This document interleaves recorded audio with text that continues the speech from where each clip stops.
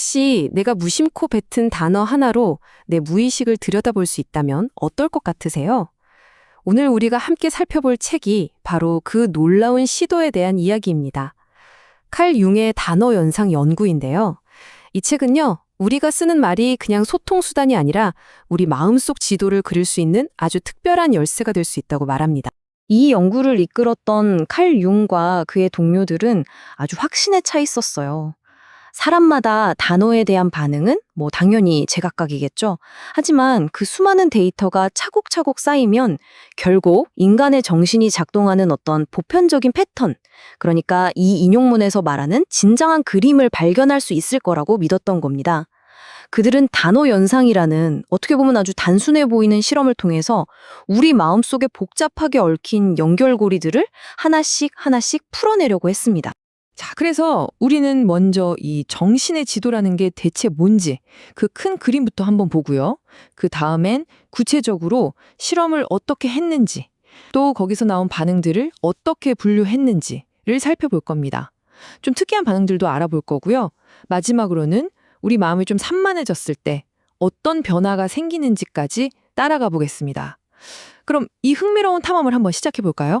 첫 번째 핵심 아이디어는 바로 이거예요. 우리가 어떤 단어에 반응하는 그 방식이 결코 그냥 우연이 아니라는 생각. 그 반응 안에는 우리 자신도 모르는 사이에 이미 정해져 있는 어떤 길이 숨어 있다는 거죠. 이 단어 연상 실험은 바로 그 숨겨진 길을 찾아 나서는 탐험의 첫걸음이라고 할 수 있습니다. 우리의 정신을 아주 크고 복잡한 거미줄이라고 한번 상상해 보세요. 실험자가 던지는 자극 단어는 그 거미줄 한가운데를 살짝 건드리는 작은 진동 같은 겁니다. 그러면 우리가 내놓는 반응 단어는 그 진동이 거미줄의 어느 방향으로 또 얼마나 빠르게 퍼져나가는지를 보여주는 표식이 되는 거죠. 이 표식들을 하나하나 따라가다 보면 우리는 마침내 거미줄 전체의 구조, 그러니까 우리 마음속의 생각과 감정들이 서로 어떻게 얽혀 있는지 그 지도를 그려볼 수 있게 되는 겁니다. 그런데 눈에 보이지도 않는 이 마음의 세계를 어떻게 과학적으로 분석할 수 있었을까요? 그 비결은 바로 측정에 있었습니다. 융과 그 동료들은 이 복잡하기 짝이 없는 정신활동을 구체적인 숫자로 바꿀 수 있는 아주 정밀한 방법을 만들어냈어요. 자, 그 방법을 좀 더 자세히 들여다보죠. 실험 과정 자체는 놀랄 만큼 간단해요. 단어를 하나 던져주고 머릿속에 가장 먼저 떠오르는 단어를 말하게 하고 그 사이에 걸린 시간을 재는 게 전부니까요. 하지만 이 단순함 속에 아주 강력한 힘이 숨어 있습니다. 반응이 나오기까지 걸린 시간은 생각의 길에 어떤 장애물이 있는지, 즉 일종의 정신적인 저항의 크기를 보여주고요. 또 툭 튀어나온 단어 자체는 그 생각의 방향을 알려주죠. 연구자들은 이 두 가지 좌표, 시간과 단어만으로 한 사람의 내면 지도를 그리기 시작한 겁니다. 하지만 인간의 마음이라는 게 기계처럼 늘 똑같지는 않죠. 연구자들도 이 점을 아주 잘 알고 있었습니다. 이 인용문에서처럼 우리의 주의력은 쉽게 흔들리고 또 피로에 굉장히 큰 영향을 받거든요. 그래서 그들은 똑같은 실험을 해도 아침에 했을 때랑 저녁에 했을 때 결과가 다를 수 있다는 걸 분명히 알고 있었어요. 이건 뭘 의미하냐면 이 정신의 지도라는 게 한번 그려놓으면 절대 변하지 않는 그런 고정된 지도가 아니라는 뜻입니다. 그 순간의 컨디션에 따라서 계속해서 모습이 바뀌는 살아있는 지도인 셈이죠. 자, 이렇게 실험을 하니 수백, 수천 개의 단어들이 쏟아져 나왔겠죠? 이제 연구자들은 마치 거대한 퍼즐 조각 더미 앞에 서게 된 거예요. 이 혼돈 속에서 어떤 의미 있는 그림을 찾아내려면 정교한 분류 체계가 필요했습니다. 흩어진 퍼즐 조각들을 맞추기 위한 일종의 틀을 만들어야만 했던 거죠. 이 분류 체계야말로 단순한 단어의 나열을 의미 있는 정신의 지도로 바꿔주는 핵심 도구였습니다. 그들이 가장 먼저 나눈 기준은 바로 생각의 깊이였어요. 하나는 단어의 의미, 그 깊은 곳에서부터 건져 올린 내적 연상이고요. 다른 하나는 수면 위에서 그냥 습관적으로, 기계적으로 떠오르면 외적 연상입니다. 예를 들어 슬픔이라는 단어를 듣고 눈물을 떠올리는 건 그 의미를 한번 생각한 결과잖아요. 이건 내적 연상에 가깝다고 할 수 있죠. 반면에 책이라는 단어를 듣자마자 바로 상이 튀어나오는 건 우리가 평소에 책상이라는 말을 너무 많이 써서 생긴 언어적인 습관에 가깝습니다. 이게 바로 외적 연상인 거죠. 좀 더 자세히 보면 내적 연상은 비참함이라는 추상적인 단어를 듣고 고통받는 노파의 구체적인 이미지를 떠올리는 것처럼 우리 마음속에서 어떤 적극적인 판단이나 해석이 일어나는 과정입니다. 반면에 외적 연상은 램프 하면 거의 반사적으로 기름이 떠오르는 것처럼 거의 자동적인 반응이 가깝다고 볼 수 있어요. 그러니까 전자가 우리 생각의 깊이를 보여준다면 후자는 우리 생각의 습관이나 속도를 보여주는 지표가 되는 겁니다. 이 수많은 연상 유형들 중에서도 특히 흥미로운 게 바로 이 수로 관계라는 거예요. 이름이 조금 어렵게 들릴 수도 있는데 쉽게 말해서 어떤 평가나 묘사를 담고 있는 반응이라고 생각하시면 됩니다. 이건 그냥 연결된 단어를 말하는 걸 넘어서 그 사람의 주관적인 생각이나 감정이 어떻게 반응에 녹아들어 있는지를 보여주기 때문에 정신분석에서는 아주 중요한 단서가 되거든요. 자, 여기 예시들을 한번 같이 보실까요? 호수라는 말에 어떤 사람은 아름답다고 하고 아버지라는 단어에는 아주 경이롭고 선하고 거룩한 무언가라고 답해요. 이게 그냥 단어 맞추기 게임이 아니라는 게 여기서 드러나는 거죠. 이건 그 사람 마음속에 있는 호수에 대한 추억, 또 아버지에 대한 감정이 그대로 묻어나는 순간이거든요. 바로 이 지점에서 이 정신의 지도는 그냥 평범한 지도가 아니라 그 사람만의 경험과 가치관이 담긴 아주 사적인 보물 지도가 되는 셈입니다. 가끔은 우리의 마음이 언어의 속도를 훌쩍 뛰어넘기도 합니다. 어떤 단어를 들었을 때 그에 대한 반응, 단어가 떠오르기도 전에 머릿속에 마치 한 편의 영화처럼 생생한 이미지가 먼저 확 펼쳐지는 경우가 있거든요. 이걸 바로 시각적 기억, 신상이라고 불러요. 말보다 그림이 먼저 말을 거는 그런 순간이죠. 예를 들어 난로라는 단어를 듣고 그냥 따뜻하다고 반응하는 게 아니라 기억 속의 어떤 특정 공간, 런던의 어느 난로가를 떠올리는 거예요. 이건 단순한 단어 연상이라고 보기 어렵죠? 이건 마치 우리의 뇌가 난로라는 키워드로 인생 전체의 데이터베이스를 검색해서 가장 강렬하게 연결된 시각, 청각, 후각 같은 기억 덩어리를 통째로 끄집어내는 과정에 가깝습니다. 결국 우리의 연상이란 우리가 살아온 모든 경험의 총합이라는 것을 보여주는 아주 강력한 증거인 셈입니다. 지금까지는 우리가 의미나 기억에 기반한 연결들을 살펴봤잖아요. 그런데 때로는 우리의 정신이 이 의미의 길을 완전히 벗어나서 전혀 다른 경로를 선택하기도 합니다. 바로 단어의 소리 그 자체에 이끌리는 경우인데요. 의미는 사라지고 오직 단어의 형태나 운율만 남는 거죠. 이걸 음향 반응이라고 부릅니다. 말 그대로 의미는 온데간데 없고 비슷한 소리를 가진 단어가 툭 튀어나오는 현상이에요. 연구자들은 이 현상을 아주 중요하게 봤습니다. 이게 단순히 재미있는 말 실수가 아니라 그 사람의 주의력이 지금 흐트러져 있다는 아주 중요한 신호일 수 있기 때문이었죠. 즉, 정신이 내용이라는 핵심에 집중하지 못하고 소리라는 껍데기 주변을 맴돌고 있다는 증거로 본 겁니다. 연구자들은 이런 소리 기반의 반응들을 몇 가지 유형으로 나눴습니다.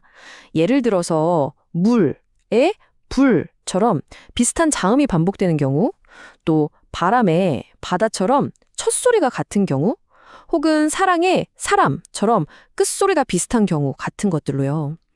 이건 마치 정신이 의미의 길을 잃고 헤맬 때 기계적으로 소리의 유사성이라는 이정표를 그냥 따라가는 모습을 보여주는 것 같죠.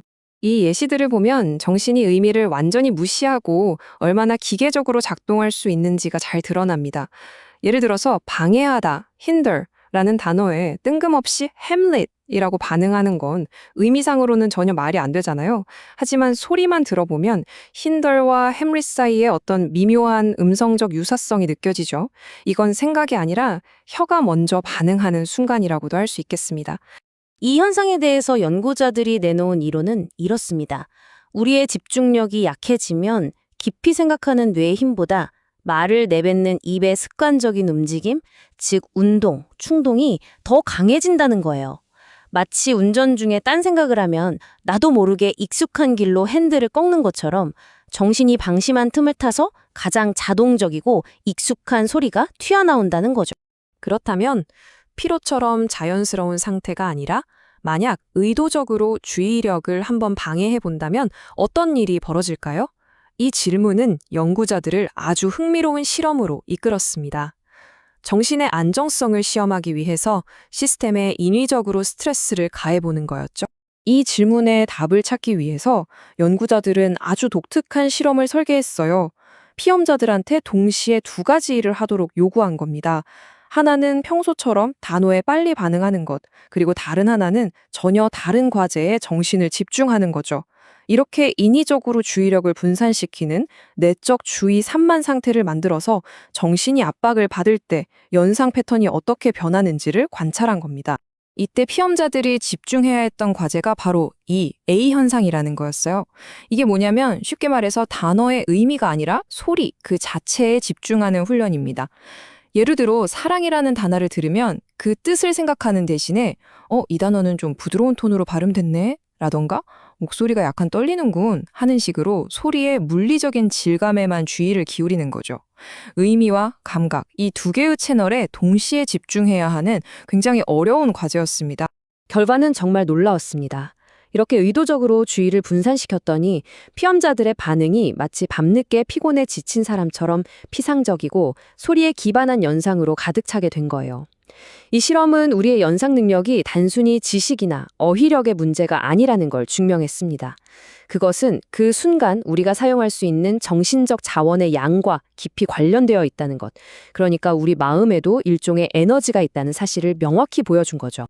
자, 바로 이 질문이 이 연구가 앞으로 나아갈 방향을 정확히 보여줍니다. 그러니까 그냥 아무 감정 없는 중립적인 방해에도 우리 마음이 이렇게 흔들린다면 만약에 그 방해의 원인이 질투나 분노, 슬픔처럼 아주 강렬한 감정이라면 과연 어떤 일이 벌어질까요? 바로 이 지점에서부터 다나현상 실험은요, 우리 마음 깊숙한 곳에 숨겨진 감정의 덩어리, 융이 바로 콤플렉스라고 불렀던 그것을 찾아내는 일종의 탐지기 역할을 하게 됩니다. 이제 우리는 이 탐지기가 구체적으로 어떻게 작동하는지를 따라가 볼 차례입니다. 심리학의 역사의 하나의 분기점을 만든 책이죠. 칼 융의 초기 연구가 담긴 단어 현상에 관한 탐구를 시작해 보겠습니다. 융은 아주 간단해 보이는 이 실험을 통해서 우리 정신에 보이지 않는 구조, 그 숨겨진 건축을 발견하게 되는데요. 이건 단순히 개인의 성향을 알아보는 테스트를 넘어서서 누구도 제대로 그려본 적 없던 무의식이라는 거대한 대륙의 지도를 그리는 바로 그 위대한 첫걸음이었습니다. 어떤 단어 앞에서는 왜 순간적으로 할 말을 잃고 또 어떤 단어에는 왜 그렇게 쉽게 대답이 술술 흘러나올까요?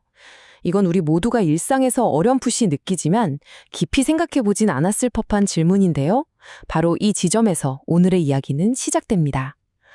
아주 평범한 단어 하나에 대한 우리의 반응이 어떻게 한순간에는 즉각적이고 논리적이다가 다음 순간에는 몇 초씩이나 지연되거나 심지어 아주 기이하게 나타나는지 그 밑에 숨겨진 심리의 원리는 과연 무엇일지 함께 파헤쳐 보겠습니다. 우선 이 모든 현상을 관통하는 핵심 개념이 무엇인지부터 알아보고 그 개념이 어떤 미세한 단서들을 통해 드러나는지 그리고 그것이 우리 기억에 어떤 흔적을 남기는지 마지막으로 실제 사례를 통해 이 모든 것이 어떻게 통합되는지 차례대로 깊이 있게 살펴보겠습니다. 자, 그럼 이 단어 연상 실험을 통해 드러난 가장 핵심적인 발견부터 이야기해보죠. 우리 정신 안에 분명히 존재하지만 보이지 않는 강력한 힘, 융이, 감정 복합체, 우리가 흔히 콤플렉스라고 부르는 바로 그것에 대해 알아보겠습니다. 콤플렉스는요, 단순히 하나의 생각 덩어리가 아닙니다. 그것은 무의식의 영역에 존재하는 아주 강한 감정으로 충전된 생각, 기억, 이미지들의 집합체라고 할 수 있습니다. 이 생각과 기억들은 하나의 공통된 주제를 중심으로 마치 밤하늘의 성운처럼 성우 끈끈하게 뭉쳐있죠. 그리고 가장 중요한 특징은 이 콤플렉스가 우리의 의식적인 통제권 밖에서 마치 자기만의 의지를 가진 것처럼 자율적으로 움직인다는 점입니다. 이 콤플렉스를 이렇게 한번 상상해 볼 수 있어요. 우리 마음속에 자신만의 강력한 중력장을 가진 작은 행성이 하나 떠다니는 거죠. 어떤 자극 단어가 이 행성 근처를 지나가게 되면 원래 가려던 예상 궤도에서 벗어나서 그 중력에 이끌려 속절없이 빨려 들어가게 됩니다. 단어 연상 검사는 바로 이 미세한 궤도의 이탈을 정밀하게 관찰하고 측정하는 도구라고 할 수 있습니다. 콤플렉스는 마치 보이지 않는 자석처럼 우리의 주의력과 그와 관련된 모든 생각들을 자신의 핵으로 아주 강하게 끌어당기는 겁니다. 콤플렉스가 활성화되었다는 가장 즉각적이고도 객관적으로 측정 가능한 신호는 우리가 평소에 너무나 당연하게 여기는 것, 바로 시간의 흐름 속에 나타나는 미세한 교란입니다. 반응하는 데 걸리는 그 아주 짧은 시간 속에 무의식의 비밀을 푸는 단서들이 숨겨져 있는 거죠. 여기 이 표를 한번 자세히 들여다보시죠. 겉보기엔 그냥 평범한 단어 연상 같아요. 물이라는 자극에 깊다 라고 1.6초 만에 답하는 것 아주 일반적인 반응입니다. 하지만 같은 물이라는 단어에 익사하다라고 반응하면서 2.2초가 걸렸다면 여기에 뭔가 다른 이야기가 숨어 있을 수 있습니다. 특히 소중한이라는 단어에 7.2초라는 아주 긴 침묵 끝에 자유라고 답하는 경우는 더욱 극적이죠. 융은 바로 이 지연이 단순한 망설임이 아니라는 사실을 발견했습니다. 비정상적으로 반응이 늦어지는 경우, 특히 5초가 넘어가면 거의 예외 없이 이 감정 복합체가 작동하고 있다는 아주 강력한 신호라는 것을 알아낸 겁니다. 물론 융은 매우 신중한 과학자였습니다. 그래서 다른 가능성도 꼼꼼히 따져봤죠. 예를 들어서 실험 중에 의식적으로 다른 생각에 골몰하는 내적 방해 상태라던가 오랜 실험으로 인한 자연스러운 피로 혹은 꾸벅꾸벅 쪼는 졸음 같은 상태들이 주의력을 떨어뜨릴 수 있다는 점을 충분히 고려했습니다. 흥미롭게도 그는 이런 상태들이 콤플렉스가 활성화됐을 때와 놀랍도록 비슷한 결과를 보인다는 점에 주목했죠. 심지어 알코올의 영향처럼 개인차는 있지만 일반적으로 집중력을 저하시키는 요인들까지도 함께 검토했습니다. 융 이전의 연구자였던 아샤펜부르크 같은 사람들도 이미 인간의 주의력이란 게 굉장히 불안정하다는 사실을 알고 있었습니다. 그래서 그는 짧은 실험은 신뢰하기 어렵다고 주장하기도 했죠. 하지만 융은 여기서 한 걸음 더 나아갔습니다. 그는 이 주의력의 불안정성이 그저 무작위로 일어나는 현상이 아니라 종종 콤플렉스에 보이지 않는 인력에 의해 특정한 방향으로 교란되는 것이라고 봤습니다. 다시 말해서 그냥 집중력이 흐트러진 게 아니라 그 흔들림 자체가 무언가를 말해주는 중요한 단서라는 거죠. 따라서 반응이 몇 초간 지연되는 것은 단순한 망설임, 그 이상입니다. 그 시간은요, 콤플렉스에게 한순간에 빼앗겨버린 주의력의 통제권을 되찾아오기 위해 우리 의식이 벌이는 치열한 내적 싸움의 시간인 셈입니다. 콤플렉스가 우리의 주의를 너무나 강력하게 붙들기 때문에 간단하고 상식적인 반응 자체가 불가능해지는 거죠. 이 지연된 시간이야말로 내면의 갈등을 보여주는 가장 객관적인 증거가 됩니다. 콤플렉스는 반응 시간을 지연시키는 것뿐만 아니라 반응의 내용과 형식 그 자체를 통해서도 자신의 존재를 드러냅니다. 이때 무의식은 종종 아주 상징적이거나 회피적이거나 혹은 지극히 개인적인 언어로 말을 걸어오죠. 이제 그 다양한 언어들을 하나씩 살펴보겠습니다. 때로는 피험자의 반응이 단어로 나오지 않을 때도 있었습니다. 대신에 그들의 의식은 자기도 모르게 떠오른 아주 생생한 이미지로 완전히 가득 찼다고 보고되었죠. 예를 들어 노래하다라는 자극에 한 피험자는 머릿속에 오페라의 한 장면이 그대로 펼쳐지는 것을 보았고요. 사과나무라는 단어에는 사과를 둔 이브의 그림이 떠올랐다고 합니다. 이때 말로 하는 대답은 거의 무의식적이고 기계적으로 툭 튀어나왔고 정작 의식은 그 이미지에 완전히 사로잡혀 있었던 겁니다. 여기 아주 흥미로운 사례가 있습니다. 놀이라는 자극 단어에 사랑 콤플렉스를 가진 한 피험자는 단순히 연관된 단어를 말하는 대신에 괴테의 시 마왕에 나오는 한 구절을 무의식적으로 읊었습니다. 나와 함께 가자. 재미있는 놀이를 하자꾸나. 이 구절은 그의 숨겨진 감정 상태와 절묘하게 맞아떨어지는 내용이었죠. 콤플렉스가 평소에는 쓰지 않던 시 인용이라는 아주 독특한 방식으로 자신의 존재를 드러낸 순간입니다. 이처럼 컴플렉스는 정말 다양한 가면을 쓰고 나타납니다. 방금 본 것처럼 시를 인용하기도 하고 때로는 단어 하나 대신 완전한 문장으로 답하기도 하죠. 또 어떨 때는 의미는 전혀 상관없이 단순히 소리가 비슷하다는 이유만으로 엉뚱한 단어를 내뱉는 음양 연상을 보이기도 하고요. 혹은 건드리기 싫은 핵심을 피하기 위해 아주 얕고 피상적인 대답을 하기도 합니다.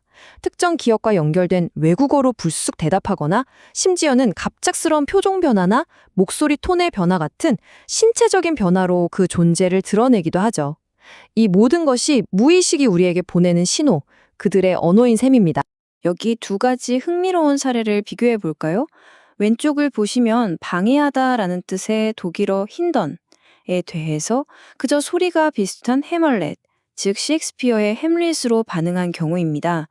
콤플렉스로 인해 주의력이 너무 심하게 교란된 나머지 의미를 연결하는 정상적인 과정을 포기하고 단순한 소리의 유사성에 기댄 일종의 정신적 합선 상태라고 볼 수 있죠. 반면에 오른쪽은 사랑하다라는 자극에 4초 만에 필요한 이라고 답하면서 갑작스러운 표정 변화를 동반한 경우입니다. 이것은 단어에 담긴 감정의 무게가 피험자의 얼굴에 그대로 드러난 아주 직접적인 콤플렉스의 표현이라고 할 수 있겠습니다. 아마도 콤플렉스의 영향력을 가장 깊고 분명하게 보여주는 지표는 바로 우리의 기억을 방해하는 그 놀라운 능력일 겁니다. 불과 몇 분 전에 내 입으로 직접 말했던 것조차 까맣게 잊게 만드는 콤플렉스의 흔적을 한번 따라가 보겠습니다. 융이 고안한 죄생검사의 절차는 아주 간단합니다. 먼저 피험자는 100개의 자극 단어를 듣고 떠오르는 단어를 말하죠. 이때 모든 반응과 반응에 걸린 시간은 꼼꼼히 기록됩니다. 잠시 휴식을 취한 뒤에 실험자는 똑같은 100개의 단어를 다시 불러주는데요. 이번에 피험자가 해야 할 일은 단 하나, 각 단어에 대해 자신이 처음에 뭐라고 답했는지를 정확히 기억해내는 것입니다. 결과는 정말 놀라웠습니다.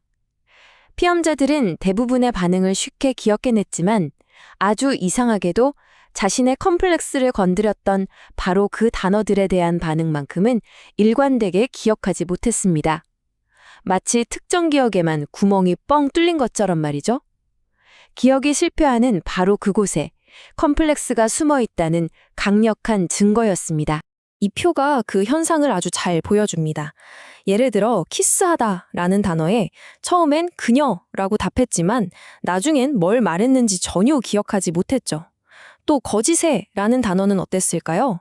5.8초나 고민해서 쓰다라고 답했지만 엉뚱하게 말하다라고 잘못 기억했습니다. 심지어 경멸에 유쾌한이라고 반응해놓고는 정반대인 불쾌한으로 기억하는 놀라운 사례도 있습니다. 이처럼 잊히거나 잘못 기억되거나 심지어 정반대로 기억되는 반응들은 거의 항상 콤플렉스의 감정적 교란과 깊게 연결되어 있었습니다. 이건 결코 우연이 아니었습니다. 데이터를 통계적으로 분석한 결과 모든 기억 실패의 77%, 그러니까 4번 중 3번 이상이 콤플렉스를 직접 건드렸거나 혹은 그 바로 다음에 위치한 반응들 주위에 집중적으로 발생했습니다. 기억의 실패와 콤플렉스 사이에 아주 강력한 상관관계가 있다는 것이 명백해진 순간이었죠. 여기서 아주 중요한 점이 있습니다. 이것은 잊어야지 하고 의식적으로 노력해서 잊는 게 아니라는 뜻입니다. 피험자 자신도 어쩔 수 없는 무의식적인 억압 또는 은폐 과정인 거죠. 마치 우리 안에 무엇이 기억으로 남고 무엇이 지워질지를 결정하는 자동적인 조절 장치가 있는 것과 같습니다. 우리는 그저 그 망각 뒤에 어떤 의도나 소망이 숨어 있을 거라고 간접적으로 추측할 수 있을 뿐입니다. 자, 이제 지금까지 살펴본 모든 지표들, 그러니까 반응 시간 지연, 특이한 반응 내용, 그리고 기억 실패라는 조각들을 하나로 모아보겠습니다. 이 단서들이 어떻게 한 개인의 내면 세계에 대한 일관된, 비록 무의식적이지만 생생한 그림을 만들어내는지 신부 컴플렉스를 가진 한 젊은 남성의 사례를 통해 구체적으로 살펴보겠습니다. 이 사례의 주인공은 교육 수준이 높은 젊은 남성입니다. 그는 간호사인 여성과 약혼한 상태고요. 그의 생각은 주로 2가지 주제에 몰두해 있습니다. 하나는 그가 일하는 학교 또는 연구소이고 다른 하나는 곧 있을 결혼입니다. 이 2가지 주제는 그의 정신 안에서 서로 강력하게 얽혀있는 2개의 주요 콤플렉스를 형성하고 있는 것으로 보입니다. 그의 반응을 보면 아주 명확한 패턴이 보입니다. 쓰다듬다, 아픈, 고통받다, 키스하다와 같이 그의 연인 관계와 관련된 친밀하거나 감정적인 의미를 가진 단어들 앞에서는 완전한 반응 실패를 보입니다. 아예 아무 대답도 하지 못하는 거죠. 반면에 다른 단어들은 그의 생각을 약혼녀에게로 직접 이끌어갑니다. 예를 들어 친근한이라는 단어에는 약혼녀의 이니셜인 S를 사용해서 S의 가족이라고 답하는 식입니다. 이 남성 사례의 흥미로운 점은요, 그의 콤플렉스가 그리 교묘하게 숨겨져 있지 않다는 겁니다. 다른 피험자들처럼 시를 인용하거나 소리만 비슷한 단어를 대는 식으로 애둘러 표현하지 않죠. 그의 콤플렉스는 상대적으로 덜 억압되어 있고 의식의 표면에 아주 가까이 있어서 그의 대답에 직접적으로 드러나거나 아니면 감당하기 어려울 땐 반응 자체를 완전히 막아버리는 식으로 표현됩니다. 이 차트는 말 그대로 그의 마음의 지도를 보여주는 것과 같습니다. 100개의 단어에 답하는 동안 특정 단어가 몇 번이나 반복되었는지를 분석한 건데요. 그의 직장인 연구소 이름은 4번 반복된 반면 약혼녀의 이름은 무려 10번이나 반복되었습니다. 미래에 가질 아이를 암시하는 아이라는 단어도 2번 등장했죠. 그의 마음이 온통 어디로 쏠려 있는지 명확하게 보여주는 증거입니다. 융의 이 연구는 무의식으로 통하는 하나의 창을 활짝 열었습니다. 우리의 아주 단순한 단어 선택 하나하나가 이토록 많은 것을 드러낼 수 있다면 우리가 매일 나누는 평범한 대화와 때로는 길어지는 침묵 속에는 과연 어떤 이야기들이 숨겨져 있을까요? 이 연구는 우리의 마음이 우리가 깨닫는 것보다 훨씬 더 깊은 차원에서 이 보이지 않는 콤플렉스들에 의해 인도되고 있음을 시사합니다. 그것은 단순히 사소한 말실수뿐만 아니라 우리가 누구에게 끌리는지, 무엇을 두려워하는지, 그리고 궁극적으로 우리의 운명까지도 조용히 형성하고 있을지 모릅니다. 우리가 무심코 내뱉는 말, 또 어떨 땐 길어지는 그 침묵 속에 과연 어떤 진실이 숨어 있을까요? 지금부터 한 권의 심리학 책을 통해서 우리 마음속에 숨겨진 비밀의 지도를 한번 차분히 그려보는 시간을 갖겠습니다. 우리의 정신은요, 때때로 스스로도 전혀 모르는 그런 이야기를 하곤 합니다. 마치 심리 탐정처럼 이제부터 우리는 말과 침묵 속에 숨겨진 단서들을 하나하나 따라가면서 무의식의 지도를 그려볼 거예요. 우리가 사용하는 단어들, 또 어떤 단어에 반응하는 데 걸리는 시간, 그리고 때로는 아예 왈문이 막혀버리는 바로 그 순간들이 어떻게 우리 내면 가장 깊은 곳의 비밀을 드러내는지 함께 탐구해 보겠습니다. 우리 안에는요, 우리의 생각과 반응을 조종하는 어떤 보이지 않는 손이 있습니다. 심리학에서는 이걸 바로 콤플렉스라고 부르는데요. 지금부터 그 강력하면서도 아주 은밀하게 작동하는 힘의 정체를 한번 따라가 보겠습니다. 이 콤플렉스라는 건 그냥 단순한 생각 덩어리가 아니에요. 아주 강렬한 감정으로 서로 얽히고 설킨 생각과 이미지들의 거대한 네트워크, 그런 거라고 생각하시면 됩니다. 이게 마치 우리 마음속에 또 다른 인격체가 하나 살고 있는 것처럼요. 이 네트워크는 무의식 속에서 스스로 움직이면서 우리의 말과 행동을 저 뒤에서 조종하는 거죠. 그렇다면 이 보이지 않는 콤플렉스의 흔적을 대체 어떻게 찾을 수 있을까요? 마치 탐정처럼 우리는 몇 가지 결정적인 단서들을 추적해 볼 겁니다. 반응 시간이 미묘하게 길어지는 것부터 아예 대답을 못하는 완전한 침묵, 그리고 평소와는 다른 아주 낯선 표현 방식들, 또 어떤 감정의 여운이 다음 생각에까지 영향을 미치는 현상까지 이 단서들을 이제 하나씩 차근차근 따라가 보겠습니다. 자, 우리의 첫 번째 탐사는 가장 근본적인 단서에서 시작됩니다. 바로 시간이죠. 이 콤플렉스는요, 정상적인 시간의 흐름을 왜곡시키는 아주 특별한 힘을 가지고 있습니다. 여기서 아주 중요한 원칙이 하나 있어요. 어떤 단어에 대한 반응이 유독 늦어진다면 그건 절대 지능의 문제가 아니라는 겁니다. 오히려 그 단어가 그 사람의 내면 깊은 곳, 어떤 감정의 현을 아주 강하게 건드렸다는 증거예요. 다시 말해서 시간의 지연은 곧 그 사람에게 그 단어가 갖는 감정적 중요성의 척도인 셈이죠. 첫 번째 사례를 통해서 이 원리가 어떻게 작동하는지 한번 살펴보죠. 제시어는 황새였고 반응은 가져오다 였습니다. 황새가 아기를 물어다 준다는 이야기를 생각하면 아주 자연스러운 연상이죠. 그런데 이렇게 당연해 보이는 대답이 나오기까지 무려 3.4초라는 긴 침묵이 흘렀습니다. 과연 이 침묵은 무엇을 의미할까요? 여기 객관적인 데이터가 있습니다. 황새라는 단어에 가져오다 라고 답하기까지 걸린 시간 3.4초. 보통 다른 반응들은 1초 남짓 걸리는 것과 비교하면 눈에 띄게 긴 시간이죠. 이 불과 몇 초의 침묵 속에 대체 어떤 이야기가 숨어 있는 걸까요? 바로 여기에 해답이 있었습니다. 이 여성에게 황새는 그냥 단순한 새가 아니었던 거죠. 그것은 곧 태어날 자신의 아기, 즉 임신이라는 현재 상황과 직결된 아주 강력한 감정적 상징이었던 겁니다. 황새라는 단어 하나가 그녀의 무의식 속에 있는 임신 콤플렉스를 정통으로 건드렸고 그로 인해 일어난 감정적 동요가 자연스러운 연상 과정을 방해해서 결국 3.4초라는 긴 지연을 만들어낸 것이죠. 그런데 만약에 감정적 충격이 너무 커서 연상 과정 자체가 거의 마비될 정도라면 어떨까요? 이번에는 18.4초라는 훨씬 더 극단적인 지연을 통해서 콤플렉스가 우리의 정신을 얼마나 강력하게 장악할 수 있는지 한번 살펴보겠습니다. 한 사람에게서 나온 일련의 반응들입니다. 쓰다듬다라는 말에 18.4초 동안, 키스하다라는 말에 12.6초 동안 아무 대답도 하지 못했습니다. 거짓된, 헤어지다 같은 단어들에도 엄청난 시간이 걸렸고요. 이 단어들을 한번 쭉 연결해보면 마치 한 편의 비극적인 드라마가 그려지지 않으세요? 이 길고 긴 침묵과 지연된 반응들을 하나로 묶는 이야기는 바로 시련의 상처였습니다.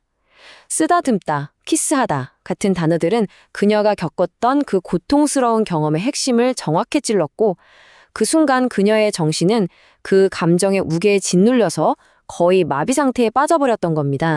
이처럼 시간 지연의 가장 극단적인 형태는 바로 반응 실패입니다.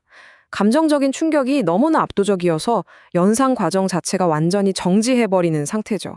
책에서는 이걸 두고 콤플렉스가 의식의 주의를 완전히 장악해서 다른 어떤 생각이 끼어들 틈조차 주지 않을 때 발생하는 일종의 정신적 쇼크 상태와 같다고 설명합니다. 하지만 시간은 이야기의 절반일 뿐입니다. 때로는 반응하는 데 걸린 시간보다 그 반응의 내용 자체가 무의식에서 온 더 직접적인 메시지일 수 있거든요. 콤플렉스는 과연 어떤 단어들을 통해서 자기 자신을 드러내는 걸까요? 콤플렉스는 때로 우리의 입을 빌려서 말을 하는데요. 그 방식이 아주 특이할 때가 있습니다.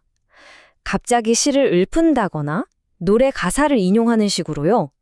이렇게 평소에 나와는 다른 아주 낯선 표현 방식이 불쑥 나타난다면 그건 콤플렉스가 무의식의 수면 위로 떠오르고 있다는 강력한 신호일 수 있습니다. 한 젊은 남성의 반응을 한번 보시죠. 결혼은 불행, 키스는 절대 안 해, 사랑은 소용없다 라면서 아주 강한 거부감을 보입니다. 그런데 참 흥미롭게도 화환이라는 단어에는 신부의 화환이라고 답하고요. 희망에는 노래 가사 한 구절을 인용하죠.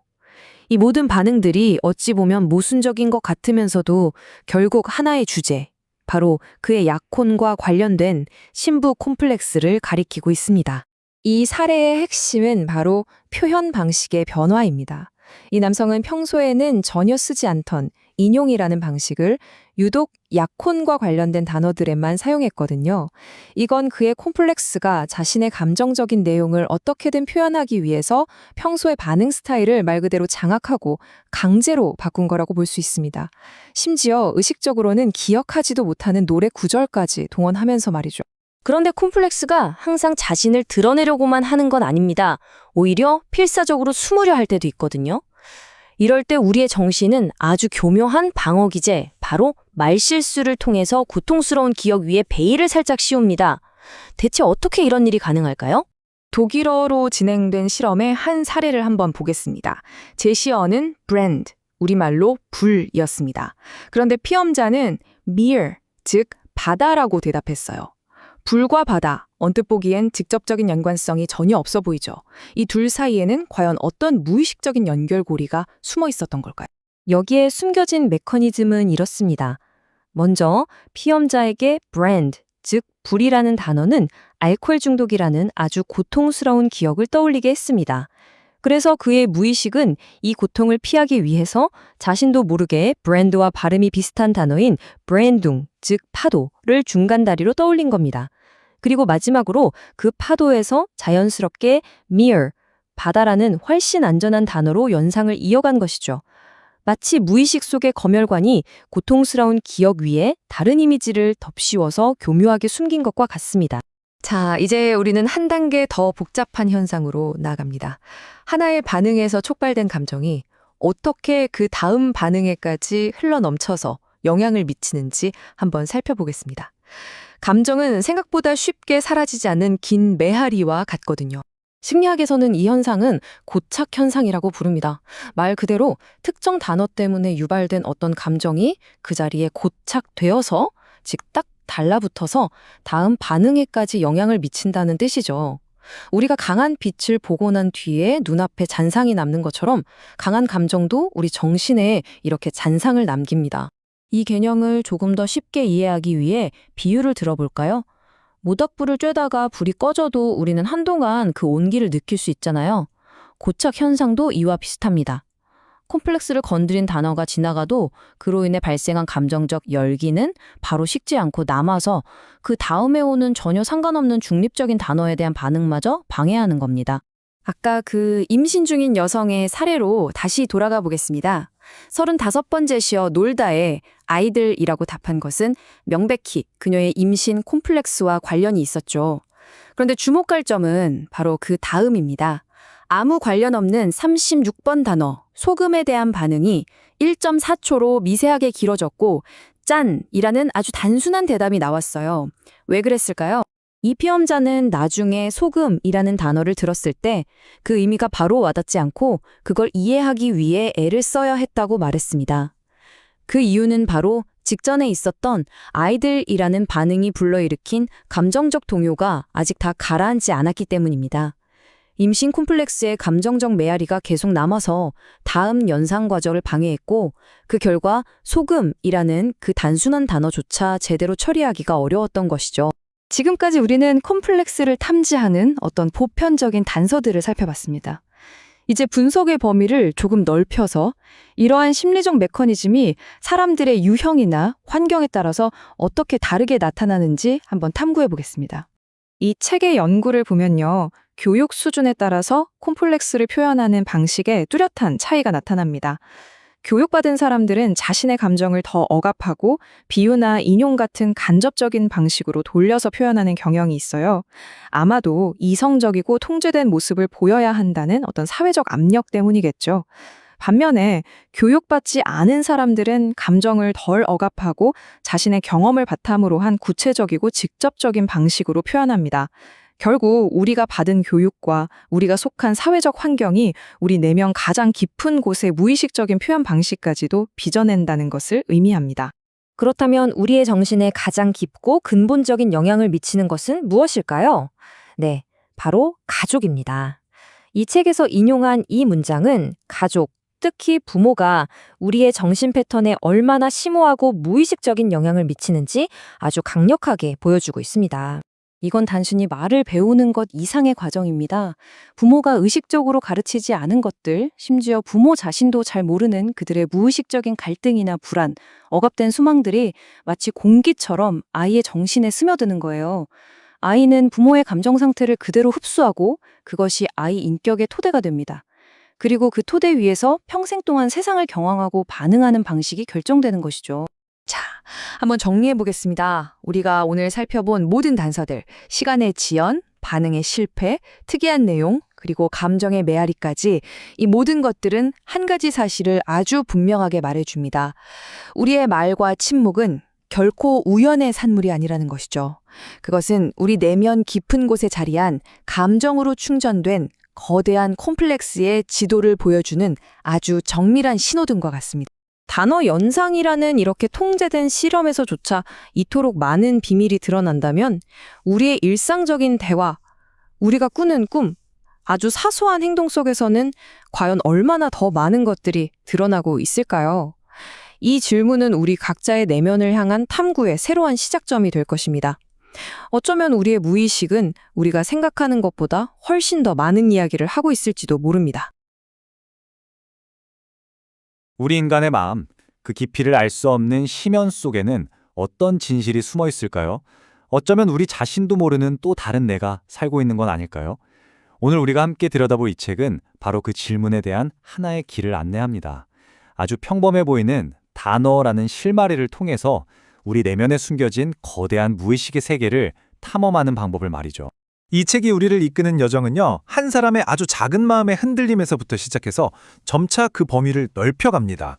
우선 우리도 모르게 우리를 지배하는 콤플렉스라는 것의 신호를 어떻게 포착하는지 그 방법을 배우게 될 거예요.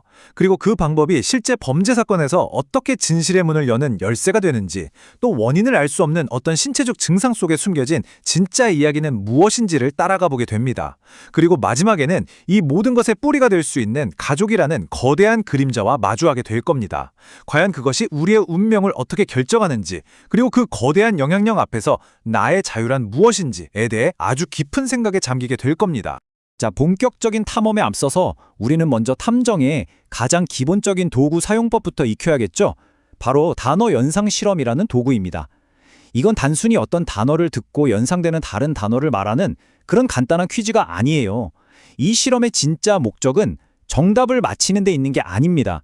오히려 반응이 나오는 그 과정에서 생기는 아주 미세한 균열, 말하자면 마음의 동요를 포착하는 데 그 핵심이 있습니다.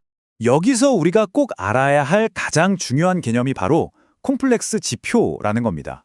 보통 우리가 콤플렉스라고 하면 그냥 열등감 같은 걸 떠올리기 쉬운데, 이 책에서 말하는 콤플렉스는 그것보다 훨씬 더 크고 깊은 개념이에요. 아주 강한 감정과 얽혀있는 생각, 기억, 이미지들의 거대한 덩어리, 말하자면 우리 내면 깊숙한 곳에 자리 잡은 감정의 핵 같은 거라고 생각하시면 됩니다. 평소에는 의식의 수면 아래에 조용히 가라앉아 있어서 우리가 인지하지 못하죠. 콤플렉스 지표는 바로 이 잠자고 있는 감정의 핵을 정확하게 툭 하고 건드리는 자극 단어입니다. 비유하자면 잔잔한 호수에 조약돌 하나를 던지는 것과 같아요. 그 돌멩이 하나 때문에 수면에 파문이 일고, 그 파문이 퍼져나가면서 물 밑에 숨겨져 있던 지형이나 바위의 형태까지 어렴풋이 드러나게 되잖아요. 바로 이 조약돌이 콤플렉스 지표고, 그로 인해 일어나는 파장이 우리가 무의식의 지도를 그릴 수 있게 해주는 결정적인 단서가 되는 겁니다. 그럼 그 무의식의 핵, 컴플렉스가 건드려졌을 때 대체 어떤 파문이 일어나는 걸까요? 이 슬라이드가 바로 그 무의식이 남기는 구체적인 흔적들을 보여주고 있습니다. 첫 번째, 비정상적으로 긴 반응 시간. 마치 컴퓨터가 너무 복잡한 프로그램을 돌리느라 버벅거리는 것처럼 무의식 속에서 아주 격렬한 감정적인 충돌이 일어나면서 의식적인 대답이 늦어지는 거예요. 두 번째는 더 심해서 아예 반응하지 못하는 경우도 있어요. 이건 감정적인 압박이 너무나 커서 의식적인 정신활동이 순간적으로 마비되어 버리는 현상이죠. 세 번째, 재생 실패. 이게 참 흥미로운데요. 나중에 실험이 다 끝나고 나서 아까 슬픔이라는 단어에 뭐라고 대답하셨죠? 라고 물어보면 다른 단어들은 다 기억하면서 유독 그 단어에 대한 자기 대답만 기억을 못하는 거예요. 무의식이 그 기억을 껄끄러워하며 지워버린 거죠. 말실수나 피상적인 반응도 아주 중요한 신호입니다. 예를 들어 아버지라는 단어의 엄격함 대신 전혀 상관없는 아저씨라고 답한다거나 하는 식으로요. 이건 그 단어가 주는 압박감에서 벗어나려고 무의식적으로 비슷한 소리의 단어로 도망치는 방어 기제일 수 있습니다. 마지막으로 고착 현상. 이건 하나의 컴플렉스 지표가 불러일으킨 감정의 파문이 그 다음에 나오는 아주 평범한 단어, 예를 들어 책상 같은 단어에 대한 반응에까지 영향을 미치는 걸 말해요. 마치 큰 종을 치고 난 뒤에도 그 여운이 한참 동안 윙윙 울리는 것처럼 말이죠. 자, 그럼 이제 이 도구가 실제 사건 현장에서는 어떻게 쓰이는지 한번 들여다보겠습니다. 이 책은 단어 연상 실험이 단순한 심리 상담 도구를 넘어서 마치 심리적 법의학처럼 사건의 진실을 밝히는데 아주 강력한 힘을 발휘할 수 있다는 걸 보여주거든요. 아주 흥미로운 절도 사건 사례를 통해서 그 과정을 한번 따라가 보죠. 사건의 개요는 이렇습니다. 한 가정집에서 돈이 없어졌어요. 외부 침입의 흔적은 없고 정황상 내부 사람의 소형으로 의심되는 상황입니다. 결국 한 젊은 남성이 용의선상에 올랐지만 그는 결벽을 완강히 주장하고 있죠. 뚜렷한 물증은 없고 심증만 있는 아주 답답한 상태입니다. 이때 수사관은 그를 윽박지르거나 회유하는 대신 단어 연상 실험이라는 아주 독특한 방법을 선택합니다. 여기서 중요한 건 수사관의 목표가 자백을 받아내는 게 아니라는 점이에요. 그의 목표는 오직 하나, 범인만이 알 수 있는 사건의 세부 사항에 대한 무의식적인 알미, 과연 이 남자의 마음속에 존재하는지 그것을 확인하려는 것뿐입니다. 이 편은 용의자의 마음속에서 벌어진 아주 치열한 전투를 기록한 문서와도 같습니다. 실험자는 평범한 단어들 사이에 사건과 직접적으로 관련된 결정적인 단어들을 슬쩍 섞어서 제시했죠.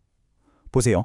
burglary라는 단어에 곧바로 theft라고 답한 것 자체는 이상하지 않지만 그의 마음이 이미 범죄라는 주제 주변을 맴돌고 있다는 걸 보여줍니다. 하지만 to threaten이라는 단어에서는 아예 아무 반응도 하지 못해요. 이건 이 단어가 불러일으킨 감정적 동요가 너무 커서 의식적인 대응 자체가 불가능해졌다는 아주 강력한 신호입니다. to punish라는 단어에 대한 자신의 대답을 나중에 기억해내지 못한 것도 마찬가지죠. 처벌에 대한 두려움과 죄책감이 그 기억을 무의식적으로 지워버린 겁니다. 이렇게 사건과 관련된 결정적인 단어들에서만 반응 시간이 눈에 띄게 길어지고 반응에 실패하고 기억을 못하는 패턴이 일관되게 나타나고 있는 거죠. 그리고 마침내 결정적인 증거가 드러납니다. 바로 키, 열쇠라는 단어에 대한 반응에서였죠. 그는 엉뚱하게도 록홀, 우리말로 하면 열쇠 구멍이라는 이상한 단어를 만들어냅니다. 이건 단순한 실수가 아니에요. 그의 무의식이 범행의 가장 핵심적인 행위, 즉 열쇠 구멍을 통해 서랍을 열려고 했던 바로 그 순간에 딱 고정되어 있다는 걸 폭로하는 결정적인 말실수인 겁니다. 반응 시간 역시 2.6초로 눈에 띄게 길었죠. 이 단 하나의 반응을 통해 그의 무의식은 이렇게 외치고 있는 셈입니다. 그래, 나는 그 열쇠 구멍을 안다 라고요. 결국 이 실험 결과를 바탕으로 한 추궁에 그는 범행 일체를 자백하고 맙니다. 단어 연상 실험의 힘은 이렇게 외부에서 일어난 사건에 대한 숨겨진 지식을 밝히는 데서 그치지 않습니다. 이 책은 한 걸음 더 나아가 우리 내면의 깊은 고통이 만들어내는 원인 모를 신체적 증상의 비밀을 푸는 열쇠가 될 수 있다는 걸 보여줘요. 때로는 우리의 몸이 의식이 차마 말하지 못하는 마음의 이야기를 대신해서 절규하고 있기 때문입니다. 여기에 한 젊은 여성이 있습니다. 그녀는 아무 이유 없이 갑자기 다리에 힘이 풀리면서 한 걸음도 뗄 수 없게 되는 증상을 반복적으로 겪고 있어요. 병원에 가서 온갖 검사를 다 해봐도 어떤 신체적인 원인도 찾아낼 수가 없었죠. 그녀 자신은 이렇게 생각합니다. 아, 그날 몸이 좀 우슬우슬 춥더니 그 후부터 이렇게 됐어. 그냥 감기 몸살 후유증 같은 거겠지? 라고요. 그녀의 의식은 이 이상하고 불가사의한 증상에 대해 정말 아무것도 모르는 것처럼 보입니다. 하지만 단어 연상 실험을 통해 그녀의 무의식에 조심스럽게 접근하자 전혀 다른 이야기가 펼쳐지기 시작합니다. 결혼, 남편, 사랑 같은 단어들에서 극심한 반응 장애가 나타난 거예요. 이걸 단서로 삼아 더 깊이 탐색한 결과 끔찍한 진실이 드러났습니다. 그녀의 첫 번째 보행불능 증상은 사랑하지도 않는 남자와 결혼식을 올리기 바로 직전 그가 그녀에게로 오던 그날 처음 발생했습니다. 그녀의 무의식은 그 끔찍한 결혼 생활 속으로 걸어 들어가는 것 자체를 온몸으로 거부했던 겁니다. 그 후로도 남편에게서 폭력적인 대우를 받을 때마다 어김없이 증상은 재발했습니다. 결국 그녀의 보행불능증은 다리의 병이 아니었던 거죠. 그것은 나는 더 이상 이 끔찍한 삶 속으로 단 한 걸음 더 나아가고 싶지 않다는 그녀 영혼의 처절한 절규가 만들어낸 몸으로 표현된 비극들인 상징이었던 겁니다. 앞서 살펴본 절도범의 사례나 보행불능증을 겪던 여성의 사례는 모두 그들 내면에 아주 강력한 콤플렉스가 자리 잡고 있다는 걸 보여줍니다. 그렇다면 여기서 우리는 아주 근원적인 질문과 마주하게 되죠. 도대체 이렇게 한 사람의 인생을 통째로 뒤흔들 만큼 강력한 콤플렉스는 어디에서 오는 걸까요? 이 책은 그 답을 찾기 위해 우리의 시선을 한 곳으로 이끕니다. 바로 우리가 태어나고 자란 최초의 세계, 가족이라는 공간입니다. 이 표를 보면 정말 놀랍다는 말밖에 안 나옵니다. 한 어머니와 그녀의 딸에게 똑같은 단어 연상 실험을 한 결과인데요. 감자라는 단어에 둘 다 덩이줄기라고 답하고 낯선이라는 단어에는 여행자라고 비슷하게 반응합니다. 여기까지는 우연일 수도 있겠다 싶어요. 하지만 보세요. 오빠라는 단어에 어머니가 나에게 소중한이라고 하자 딸은 소중한이라고 답하고요. 키스하다라는 단어에는 둘 다 마치 약속이라도 한 듯이 어머니를 떠올립니다. 이건 단순한 우연의 일치를 넘어선 거죠. 마치 우리가 두 사람의 마음이 아니라 한 사람의 마음을 다른 시간대에 들여다보고 있는 것 같은 그런 착각마저 들게 합니다. 딸은 어머니처럼 생각하는 것을 넘어서 어머니가 사용하는 바로 그 단어와 그 표현 방식으로 세상을 느끼고 반응하고 있는 겁니다. 이 사례가 우리에게 보여주는 건 우리의 정신이 결코 아무것도 없는 진공 상태에서 홀로 자라나는 고립된 섬이 아니라는 사실입니다. 우리는 부모라는 가장 강력하고 절대적인 심리적 환경 속에서 그들의 생각과 감정, 표현 방식, 심지어 그들이 가진 콤플렉스까지도 마치 공기처럼 자연스럽게 흡수하며 자라납니다. 그리고 대부분의 경우에 우리는 그것이 외부로부터 나에게 온 것인지 아니면 원래부터 나의 고유한 생각과 감정이었는지조차 구분하지 못하는 상태가 되어버리고 맙니다. 이러한 가족의 영향력은 단순히 생각이나 표현 방식이 닮은 수준을 넘어서서요. 우리 삶의 전체적인 방향, 즉 운명을 결정하는 하나의 거대한 패턴으로까지 확장됩니다. 이 책에서는 그것을 마치 밤하늘의 별자리처럼 한 개인의 삶에 강력한 영향력을 행사하는 패턴이라는 의미에서 가족 성좌라고 부릅니다. 가족 성자란 쉽게 말해 부모로부터 물려받는 보이지 않는 유산입니다. 이건 통장에 찍히는 돈이나 등기부등본에 적힌 땅 같은 물질적인 유산이 아니에요.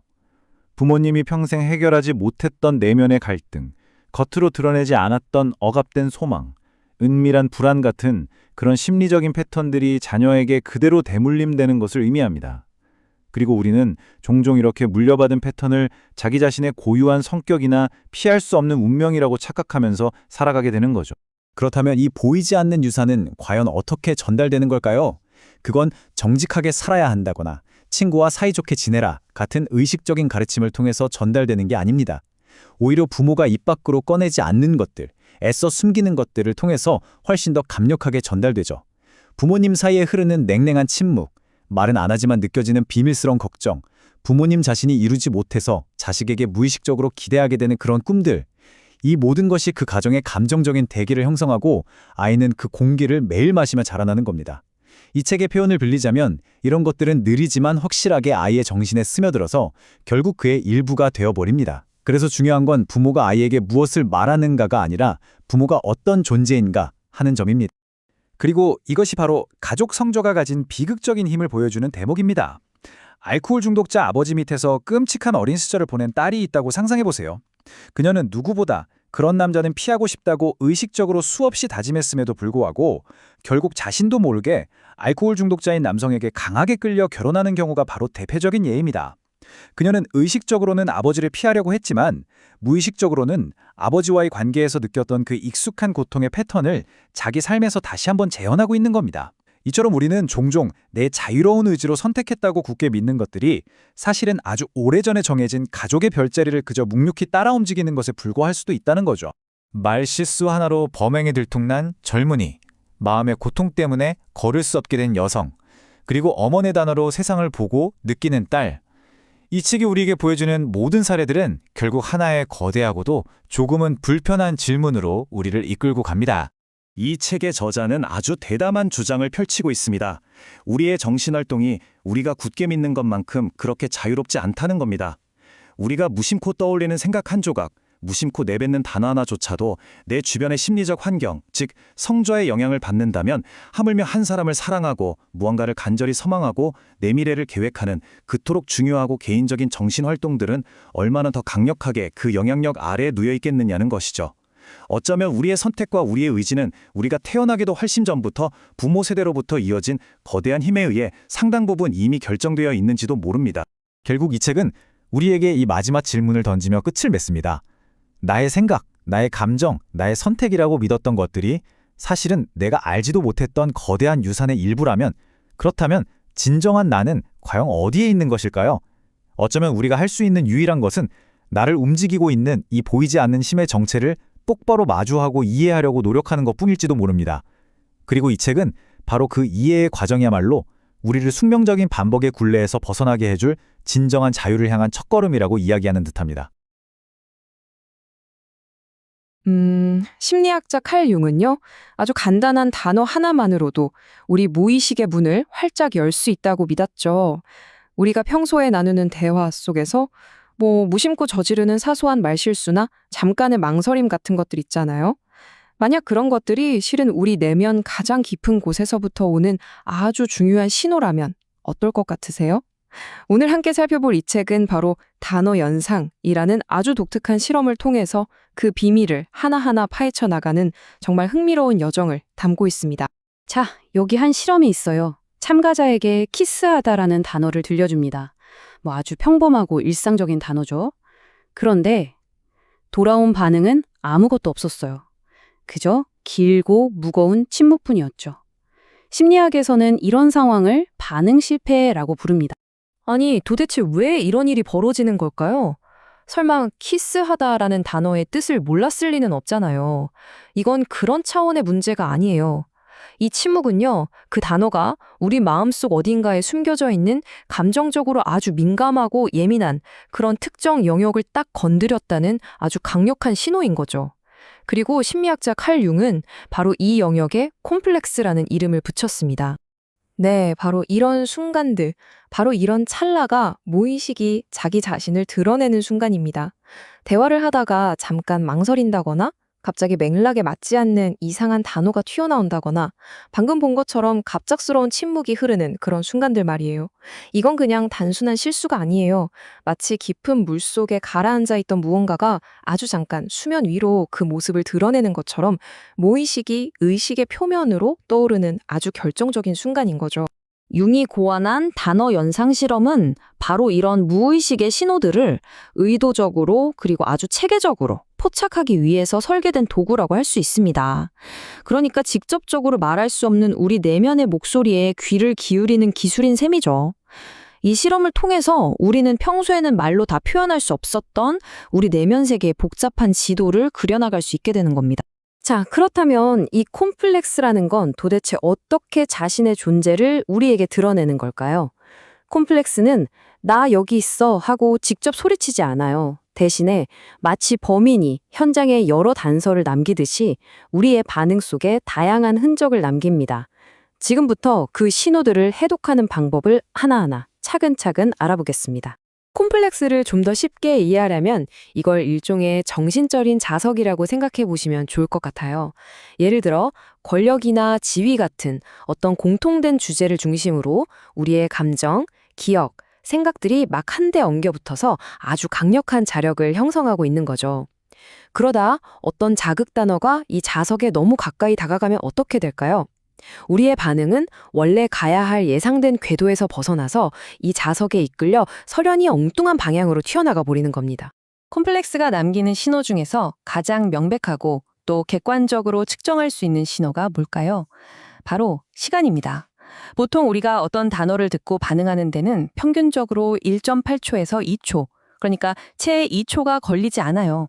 그런데 만약 이보다 아주 훨씬 오래 걸린다면 그건 우리 내면에서 의식과 무의식 사이에 어떤 보이지 않는 갈등이 벌어지고 있다는 뜻입니다.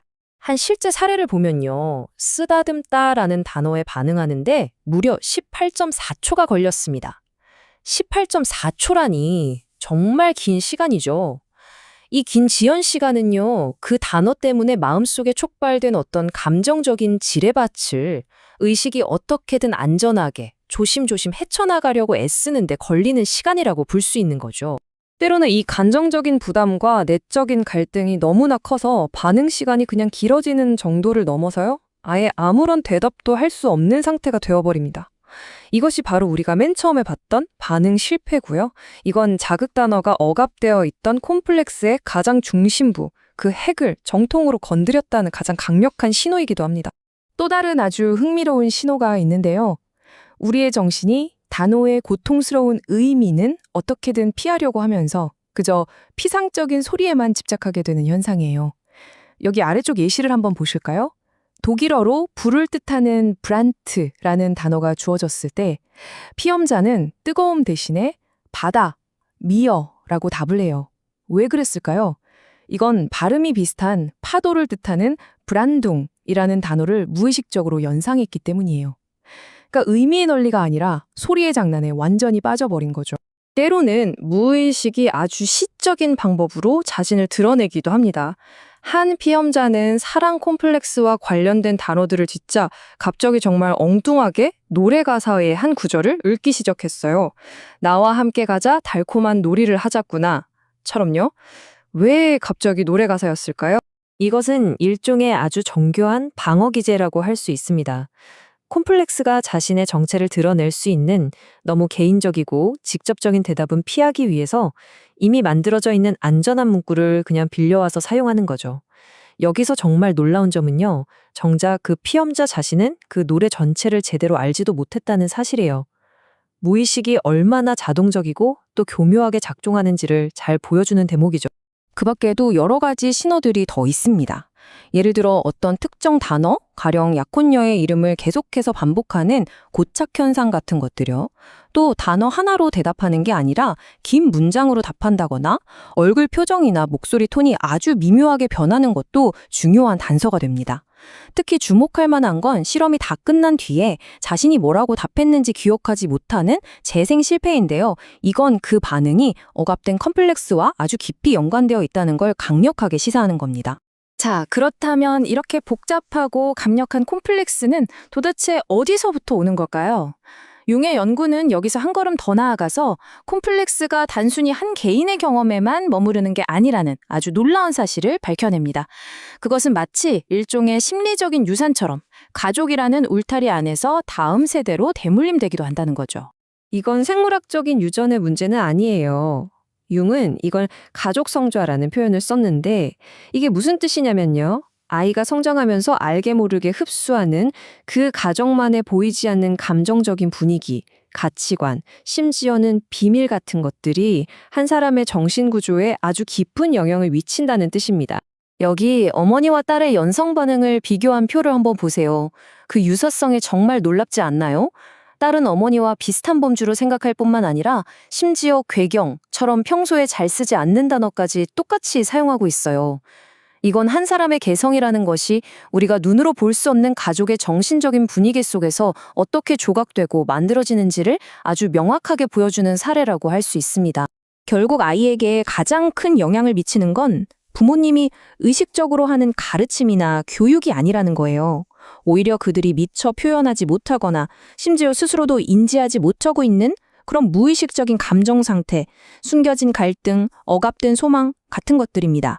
바로 이런 것들이 아이의 마음에 스며들어서 세상을 바라보는 창을 만들게 되는 거죠. 그리고 이렇게 형성된 무의식적인 패턴은 종종 그 사람의 인생, 특히 미래의 인간관계를 결정하는 보이지 않는 아주 강력한 힘으로 작용합니다. 융은 자신의 시선이 남자들에게 음란한 생각을 불러일으킨다고 믿는 조금은 기이한 증상을 겪고 있던 한 지적인 젊은 여성의 사례를 제시하는데요. 그녀의 삶을 깊이 들여다보면요. 하나의 비극적인 패턴이 아주 선명하게 보입니다. 어린 시절 그녀는 괴팍하고 고립된 아버지 밑에서 자랐고 아버지처럼 따르던 오빠는 14살에 정신병을 앓게 되죠. 성인이 된 후에 그녀는 정신병원에 입원했던 남자와 약혼했다가 파혼당하고 그 다음에 사랑에 빠진 남자 역시 정신적으로 불안정한 사람이었어요.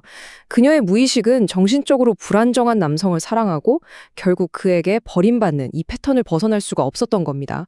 가장 안타까운 건 그녀 자신은 왜 이런 불행이 계속해서 반복되는지 전혀 알지 못했다는 거죠. 이처럼 한 개인의 무의식적인 패턴을 밝혀낼 수 있듯이 이 단어 연상법의 강력한 감정 신호 감지 능력은 다른 곳에도 사용될 수 있습니다. 바로 사건 속에 숨겨진 진실을 밝히는 일종의 심리적 거짓말 탐지기로서의 역할이죠. 한 젊은이가 자신의 후견인에게서 물건을 훔쳤다는 혐의를 받게 됩니다. 진실을 밝히기 위해서 융은 아주 특별한 실험을 설계했어요.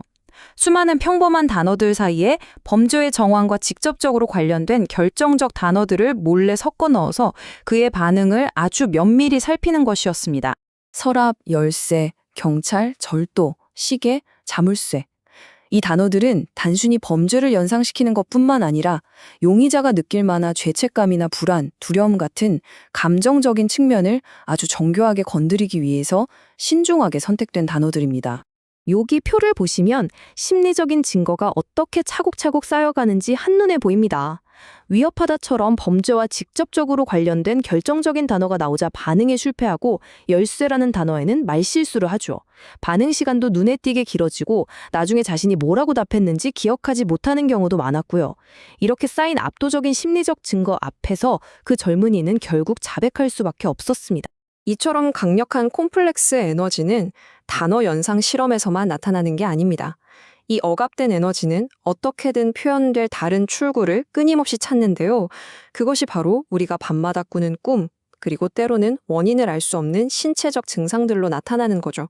융이 설명한 한 젊은 여성의 사례를 한번 볼게요. 그녀는 어느 날 갑자기 걸을 수 없게 되었어요. 자, 이 경로를 한번 따라가 보면요.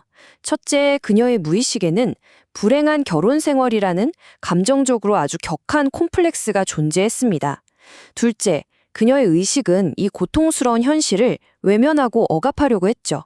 셋째, 하지만 그 억압된 에너지는 사라지지 않았고 결국 넷째, 걸을 수 없음이라는 상징적인 신체 증상으로 발현된 것입니다. 말하자면 그녀의 몸이 의식이 차마 인정하기를 거부했던 진실을 대신 표현하고 있었던 셈이에요. 그녀는 이 끔찍한 결혼 생활에서 단 한 발자국도 앞으로 걸어 나아갈 수 없었던 거죠.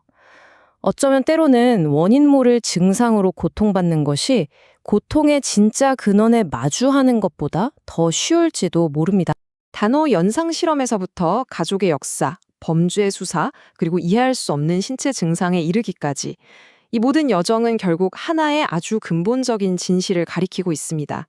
바로 우리의 무의식은 결코 침묵하지 않는다는 것, 그리고 자신만의 독특한 언어로 끊임없이 우리에게 말을 걸고 있다는 사실입니다.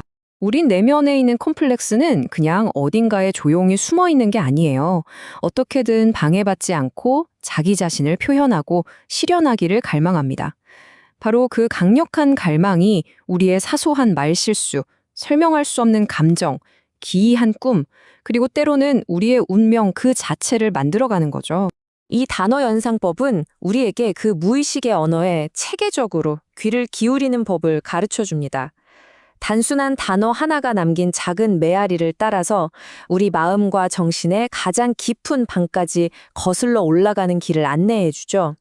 그리고 이 길을 따라가다 보면 우리는 실수처럼 보였던 것이 실은 아주 중요한 메시지이며 잊어버렸던 것이야말로 가장 기억해야 할 소중한 것임을 깨닫게 됩니다.